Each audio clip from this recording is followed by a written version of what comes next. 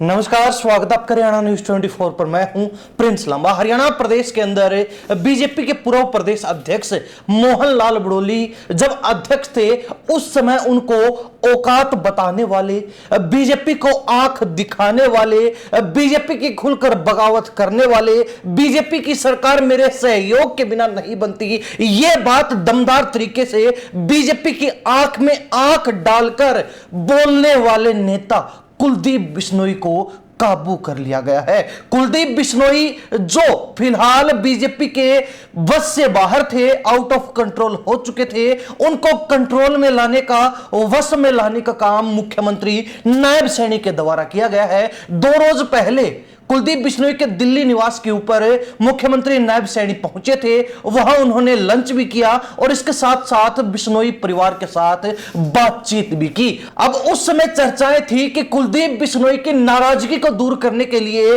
मुख्यमंत्री नायब सैनी उनके दिल्ली निवास पर पहुंचे हैं, क्योंकि यह ऐसा वाकया कोई पहली बार नहीं था। इससे पूर्व में भी कुलदीप बिश्नोई की नाराजगी दूर करने के लिए ऐसे ही मुख्यमंत्री नायब सैनी उनके दिल्ली निवास पर पहुंचे थे। नायब सैनी के साथ कुलदीप बिश्नोई के करीबी लोगों में गिने जाने वाले नेता और बीजेपी विधायक रणधीर पनिहार भी थे।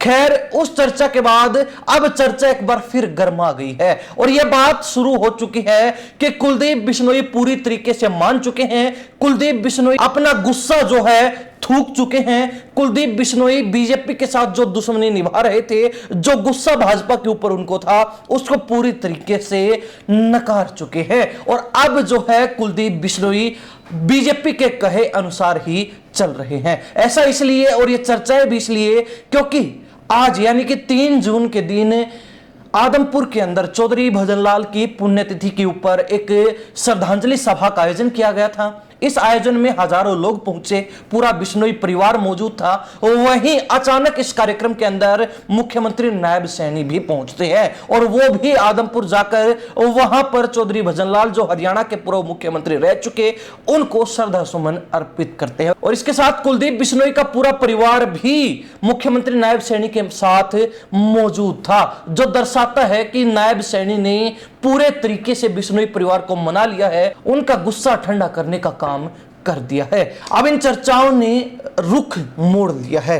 खैर, वो बात अलग है कि कुलदीप बिश्नोई जो नाराज थे क्योंकि रेखा शर्मा के द्वारा एक ऐसा बयान दिया गया था चौधरी भजनलाल को लेकर जिससे उनकी छवि पर सीधे सीधे अटैक हुआ था। लेकिन बाद में बीजेपी ने पूरा डैमेज कंट्रोल करने के लिए रेखा शर्मा से माफी मनवाई और इसके साथ साथ जो है उनको अपनी बातों से पीछे हटने के लिए कहा गया, जिस पर कुलदीप बिश्नोई ने भी उनको माफ करते हुए यह बात कह दी थी कि वो भाजपा के सच्चे कार्यकर्ता हैं, सच्चे सिपाही हैं और बीजेपी की कार्यशैली से दूर नहीं जा सकते। अब ऐसे में मुख्यमंत्री नायब सैनी का उनके दिल्ली निवास पर पहुंचना और उसके बाद मुख्यमंत्री नायब सैनी का चौधरी भजनलाल की पुण्यतिथि के ऊपर आदमपुर पहुंचना, उनको श्रद्धा सुमन अर्पित करना, बिश्नोई परिवार के साथ बैठना, समय देना, साफ दर्शा रहा है कि बीजेपी को यह महसूस हो गया था कि कुलदीप बिश्नोई की नाराजगी पूरी भाजपा के लिए और पूरे हरियाणा में भारी पड़ सकती है। न केवल हरियाणा में बल्कि कुलदीप बिश्नोई की पकड़ राजस्थान के उस इलाके में भी है जो बिश्नोई बाहुल्य है। तो ऐसे में कहीं ना कहीं बीजेपी को हरियाणा ही नहीं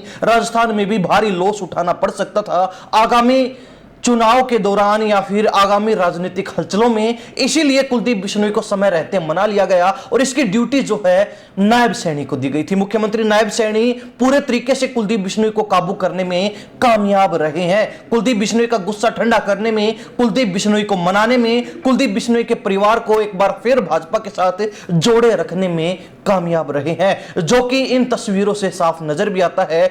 पिछले ये 1-2 जो घटनाक्रम हुए हैं उनसे साफ दिखाई भी देता है। हरियाणा प्रदेश की जनता इस राजनीतिक घटनाक्रम को लेकर, कुलदीप बिश्नोई को बीजेपी द्वारा काबू में करने को लेकर क्या प्रतिक्रिया रखती है, कमेंट के माध्यम से जरूर लिखिए। इन्हीं सब बातों के साथ हम प्रिंस लांबा, हरियाणा न्यूज 24। नमस्कार, जय हिंद।